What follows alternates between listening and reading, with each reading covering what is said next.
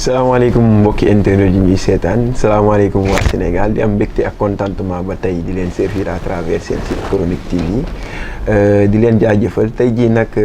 ñu fas yéene waxtaanee comme d'habitude actualité ngeen nekk seen émission 3 questions A donc 3 questions A bu ñu koy wax mooy émission bi nga xamante ne moom moo leen di jox comme ni ñu koy waxee saa su ne les clés de compréhension de ce qui fait l'actualité muy économie muy culturel muy lu social tey jii nag ñu dalal ki nga xamante ne moom mooy Abdou Ndéné Sall moom la ñuy dalal Abdou Ndéné Sall nuyu nañ la. maa ngi lay di fay.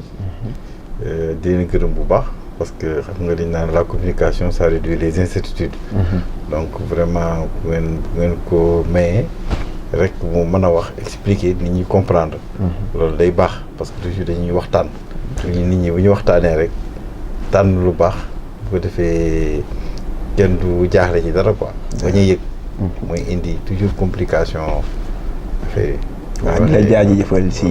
maa ngi ci gërëm bu baax. di la jaajëfal it si ni ñu nangoo dalal bi ñu dalal donc di fàttali ne yow yaa yor li nga xamante ne moo di société nationale TER di train express régional di fàttali itam yaa nekkoon ministre délégué bi nga xamante ne yow lañ jagleeloon lépp lu jëm si réseau ferroviaire donc ñu bëggoon nga def benn commentaire rek par rapport ak passage bi de ministère à directeur général société nationale bi di TER parce que gars yi ñu ngi jàpp ne ba tey ab changement am na mais xëy na yaa ngi sur les rails ba tey ni ñu koy waxee. waaw xam nga ñun dama considéré ni que man même addina bi. ni day nekk en mission. mission bu ñu la jox rek nga gërëm ki la ko jox ba pare fas yéene ci def sa effort yëpp ndax mu réussir. parce que ce qui est important mooy li ñu la jox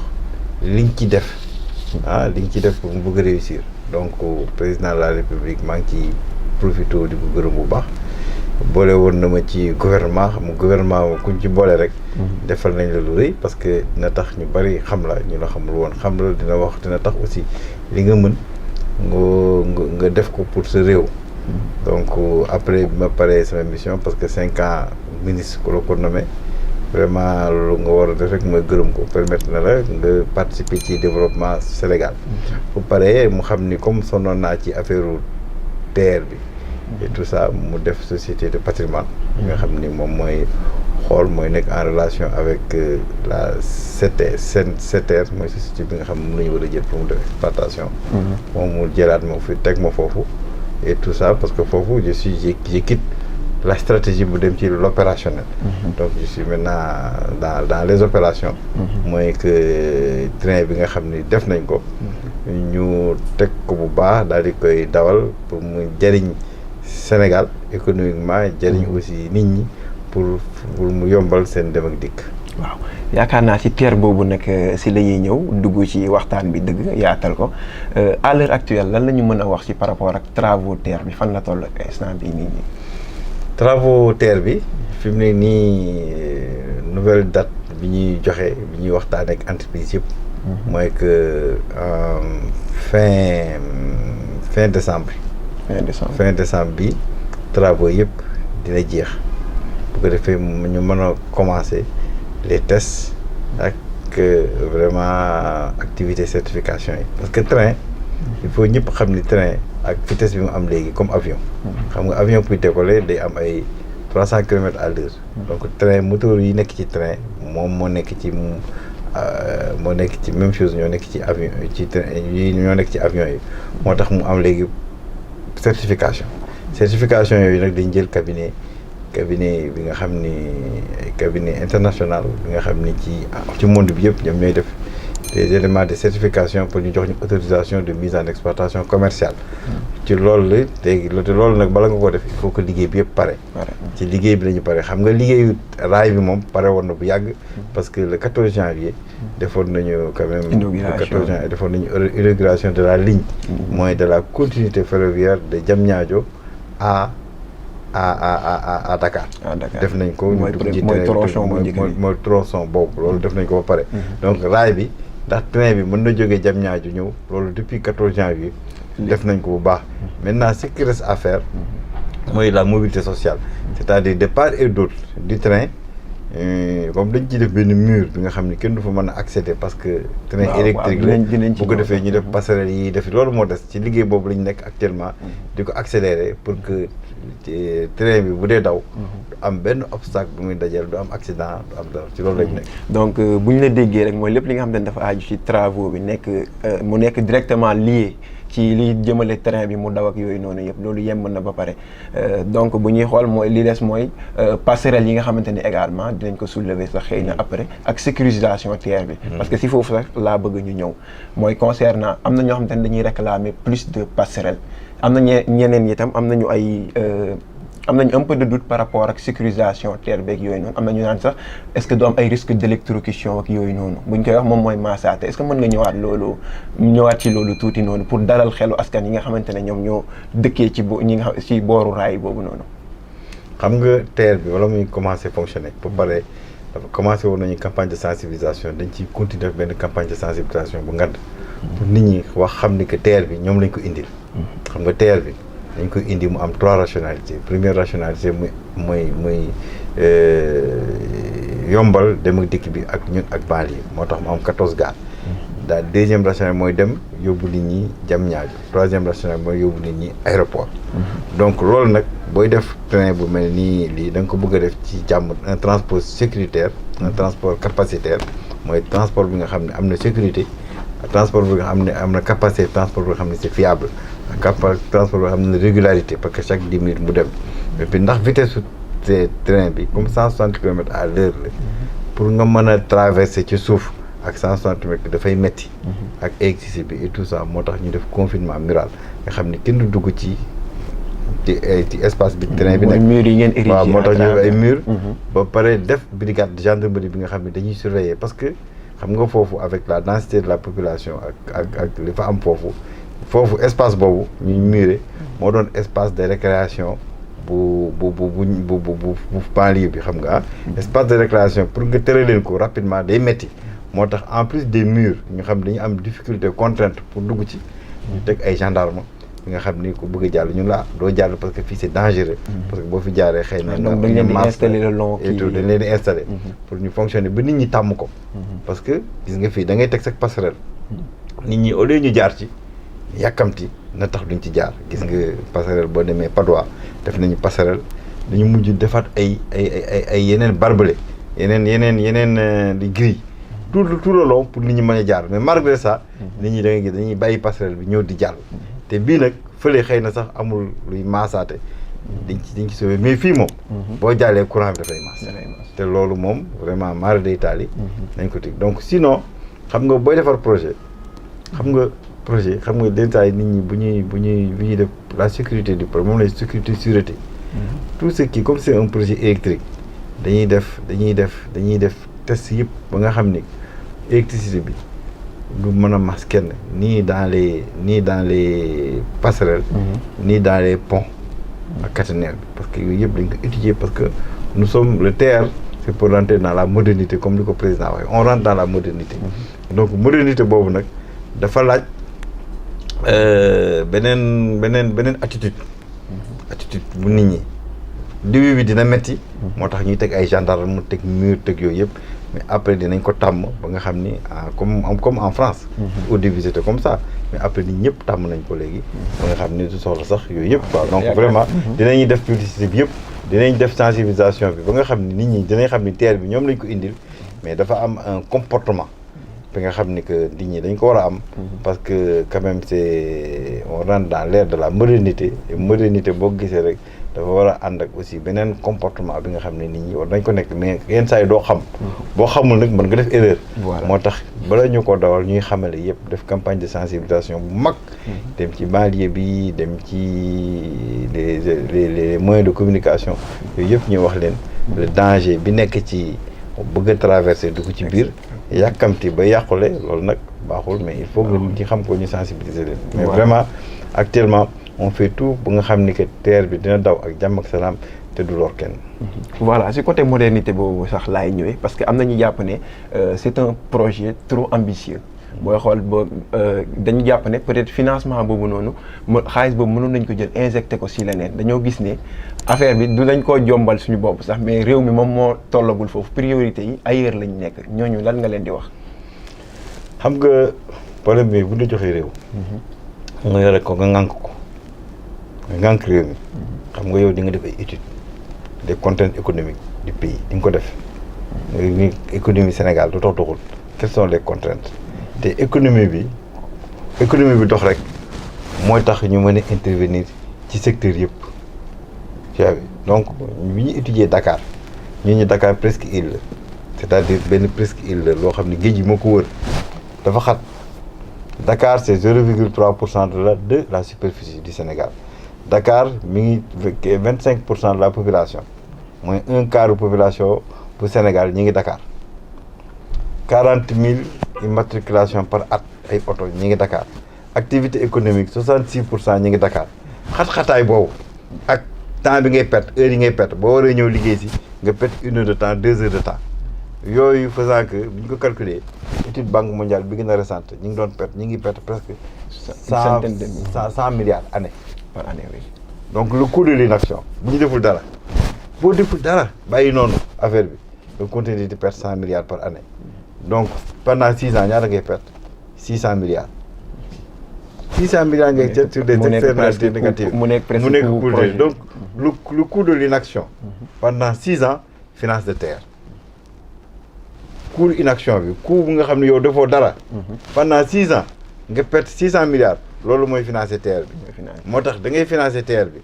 léegi nga récupérer économiquement 600 milliards yi nga doon perte et deuxièmement terre bi boo ci duggee da ngay fay. mais si côté coût donc de ce fait coût du terre wax nañ ci plusieurs fois je préfère que quand on fait un appel d'offres mais coût bi dafa polémique quand on fait un appel d'offres on ne doit plus parler de coût parce que dañuy def un appel d'offres international lu mat 66 entreprises ñëw des références du monde pendant 11 pays différents ñu envoyé les meilleures entreprises ci seen dëkk ñu ñëw ñu def un appel d'offres international financement terre bi BID moo financé ak BAD ak AFD ak Sénégal boo amee financement bu mel noonu bu nga xam ni que c'est un financement bi nga xam ni partenaires financiers yi ñoo ñëw mënoo ci def dara lu dul appel le prix du terre mooy prix bi nga xam ne moom ma doon jar mënul jar moins mënul jar plus parce que da nga def appel d'offre boo defee appel d'offre entreprise yi ko mën def dañuy ñëw boo xool entreprise yi nga xam ni ñoo ko mën a def réellement ñi ko mën def réellement nga xool ko ci gën a mooy 10 ans est-ce que loolu mën na am beneen prix mënul am beneen prix parce que dama def appel d'offre dama ni kan moo bëgg a def entreprise yi dans le monde 66 entreprises ñëw donc xam nga c'est un appel d'offre ouvert 66 entreprises ñëw dont vraiment 11 nationalités différentes bi ñu ñëwee ñu soumissionné les meilleurs du monde xam nga ñoo boo jëlee entreprise yoo xam ne leur budget entreprise bi rek ça fait au moins 2 ou 3 fois le budget du Sénégal xam nga kon mënoo fa def dara parce que ñooñu ils sont même plus puissants que toi donc loolu ay transparence bi il faut nga appliquer ko bu ko defee bu ñu defee appel d'offre def critères yi ñi accepté ñi nga xam ne mënoon nañ def projet bi te gën a tuuti prix ñoom lañ jël donc parlant de prix du terre loolu kenn koo xam ne xamul wala ku bëgg a yàq moo koy wax mais prix terre bi mënoo am prix bu différent prix bi ñu am parce que on a fait un appel d'offre c'est l'appel d'offre qui conditionne le prix c'est-à-dire les soumissions des gens nit bi ñëw ni la man lii laa ko mën defee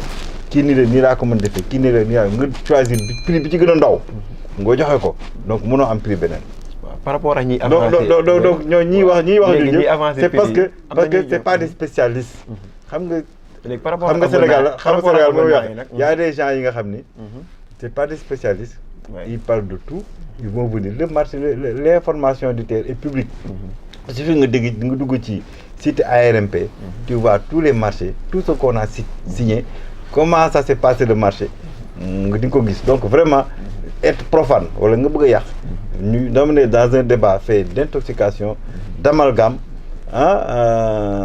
vraiment de fausses nouvelles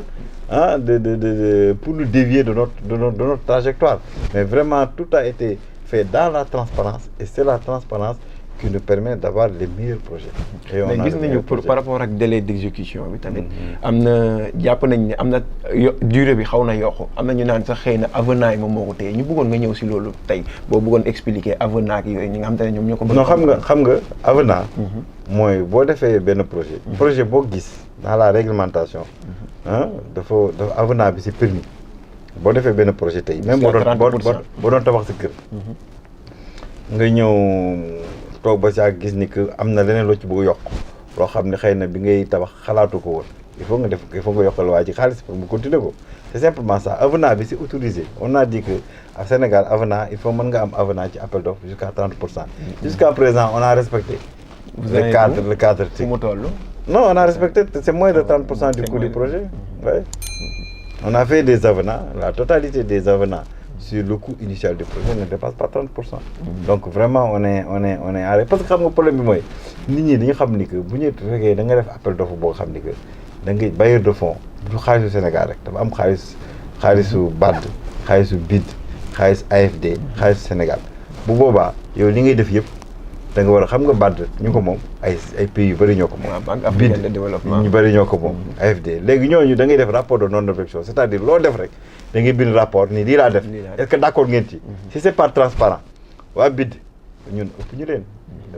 waa BID ñi ci bokk ñëpp pays yi ci bokk yëpp. ñoom du ñu d'accord seen xaalis dem ci fenn foo xam ne defuñu la transparence boo defee loo xam ne c'est pas transparent ñoom ñoo lay wax ne d'accord uñu ils retirent leur financement. Donc Sénégalais il faut ñu xam loolu. mais polémique bu am autour de communication polémique bi xam nga lan la xam nga problème bi mooy Sénégal dañu mën a def un débat ñiy wax déjà ci projet yi xamuñu ci dara premièrement deuxièmement dañu bëgg a def un débat ils veulent nous lancer sur un débat fait d'intoxication d'amalgame de désinformation un peu pour yàq li ñuy liggéey parce que quand même président kenn mënu ko attaquer ci li muy liggéey xam nga keroog rek Moustapha Niasse mi ngi koy wax li président di liggéey c'est-à-dire ce que le président a déjà réalisé en termes de projet kenn mënu ko attaquer ci loolu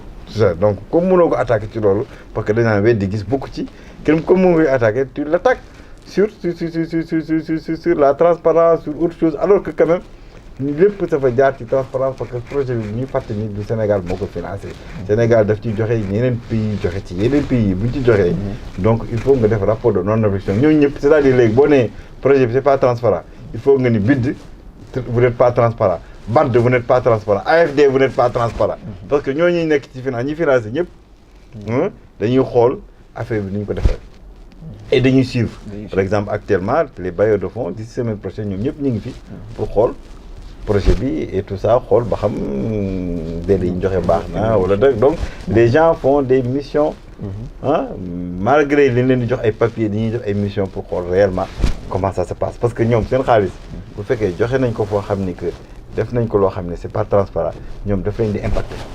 daf leen seen xaalis waa BAD wala waa bi daf leen di impacter boppam. waaw gis nañ ci loolu sax mu am création nu mu tuddati biir assemblée nationale ñu voté fa benn procédure d'urgence pour création li nga xamante ne moom moo di société mu nekk société nationale mu am patrimoine mu am benn gestion ci patrimoine bi est-ce que mën nga ñëwaat tuuti ci loolu noonu. non xam nga problème mooy boo amee projet. nga liggéey ko ba mu jeex. xam nga patrimoine bi xam nga l'État quand même c'est toujours lu mënul nekk di moom ci boppam di ñëw di gérer patrimoine bi il faut que État mu wut un bras armé une société nationale nga xam ne patrimoine bi bu fekkee projet bi def nañ ci presque 780 milliards yooyu il faut que mu am ñu teg une société nationale bu gérer patrimoine boobu parce que patrimoine État la patrimoine État boobu dañuy def contrat de gestion dañ koy jox une entreprise beneen bi nga xam ni il est spécialisé ci affaire exploitation kooku nag li muy exploiter il faut que mu indi fa recette bi nga xam ne dañuy jël une partie pour li nga xam ne investir nañ ko pare pour bañ a yàqu ñu ciy def entretien beneen partie pour fay bor bi c'est ça le problème moo tax ñuy def société de patrimoine bi nga xam ne moom mooy la gestion du patrimoine parce que patrimoine bi dafa war a indil xaalis pour fay bor bi war a indil xaalis aussi pour entretenir ko ndax patrimoine bi bañ a yàqu et tout ça loolu la. voilà donc lii moom moo nekkoon sax njëriñu émission bi parce que booy xool itam ñi nga xamante ne ñooy les personnes les mieux avisées ñu teg leen ñu expliquer par rapport ak li nga xamante ne moom la ñuy yëngu donc duñ def lu dul jàll si suñu dernier passage parce que bien que essentiellement si émission bi si TER lay wax te yegg nañ ci cappaandawu li nga xamante ne moom moo di émission bi ñu bëggoon xam rek par rapport ak Abdou Ndéné Sall nga xam nañu ne responsable politique nga fi nga xamante ne moom moo di Tivaouane responsable politique nga bu APR say ambition politique est-ce que yaa ngi nourrir ambition politique par rapport ak non man biir ambition man sama ambition politique mooy accompagner le président de la République accompagner ko ni ma ko doon accompagner après nag le président va décider. léegi élection locale yi le président va décider man xam nga man maa doon tëdd liste département te liste commune. gagné ñaar yëpp ñun ma joxe ko donc man je n'ai pas de problème donc man sama seule ambition mooy que président continue di am la majorité au niveau de Tivaouane après nag comme on est des frères des sœurs et tout ça on va voir parce que quand même man je suis d'accord que kenn warul jël monopoliser yëpp. yow bu fekkee président nommé na le directeur wala def na le ministre war nga bàyyi ñeneen aussi ñu gérer ñu nekk ci quand même ci localité yi gérer fa dara am fa benn position mais mënoo ñëw nekk ministre bi nekk directeur bi nekk maire bi nekk je ne suis pas d'accord pour ça donc mais vraiment je vais travailler pour que le leadership la majorité bi nga xam ne président am na ko ci département Tivaouane bi mu continuer di ko am. waaw yegg nañ ci li nga xam ne moo di cappaandaw émission bi bàyyi la nga joxe sa dernier message. seen dernier message mooy may gërëm ñëpp di ñaanal jàmm ñëpp di ñaanal